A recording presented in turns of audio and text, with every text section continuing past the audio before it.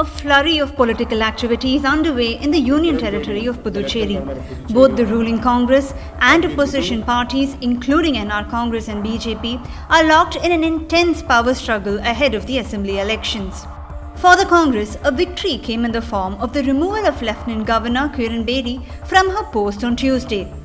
Chief Minister Naryanaswamy and Lt Governor Kiran Bedi have been battling it out in public with allegations of misuse of power by the governor and poor administration of the government by the Chief Minister being at the forefront of their discourses. Finally, a meeting that the Chief Minister had with President Ramnath Kovind, where he is said to have actually presented a memorandum listing instances when the governor actually interfered in the government affairs, is said to have set the ball rolling. However, sources in both the Congress and the BJP tell the News Minute that there is more to this removal of the Lieutenant Governor than actually meets the eye. So why exactly was Kiran Bedi removed from the Lieutenant Governor's post? Sources tell the News Minute that this was a deliberate strategy by the BJP. Ahead of the assembly elections and even after the polls, they want to have a politician in the governor's post. So if you notice in elections where a single party does not actually gain majority, the BJP in the past has used the governor to form government. We have seen this in Meghalaya, in Manipur, in Bihar, Goa, and even Karnataka to an extent. Sources tell the News Minute that a potential ally for the BJP in the assembly elections, NR Congress, has told them categorically that if alliance talks had to continue, they have to make sure that Kiran Bedi is removed from the post of Lieutenant Governor. Kiran Bedi had been sent to the Union Territory to actually point out and highlight the failures of the Naryanaswamy government and the gaps in their management.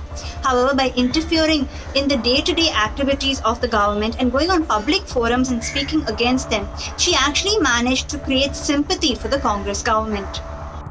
However, at this time, Congress has no time to celebrate Bedi's removal.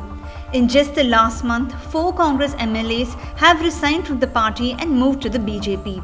NR Congress Chief N. Rangasamy has now approached the Lieutenant Governor's office asking for the Chief Minister to prove majority on the floor of the House.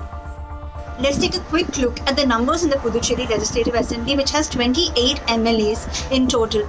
Both the ruling alliance led by Congress and the NDA have 14 MLAs. As far as the ruling alliance is considered, Congress has 10 MLAs. There is 1 independent MLA and 3 DMK MLAs. And as far as the NDA is considered, you have 7 MLAs from the INR Congress, you have 3 nominated BJP MLAs, and you have 4 AIADMK MLAs. But if you exclude the speaker from this, who belongs to the Congress is one short of a majority if it comes down to an actual floor test. The BJP has said that given that it's now a minority government, the Congress should resign and allow for them to take over. But the Congress is confident that in the event of a floor test, they will come out victorious.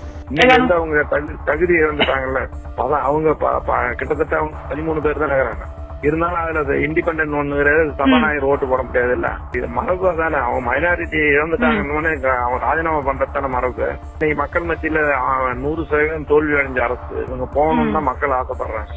As far as permanent government is concerned, we are having 14 members in our team and they are having 14 members. Apart from that, we are having some external supporters who have been in their campaign. If there is a protest, we are ready to prove it. It's not at all issue. Operation Lotus is taking 4 MLAs from our campaign. We are having also supporters from their team. If there is any floor has to be proved, we are ready to face it.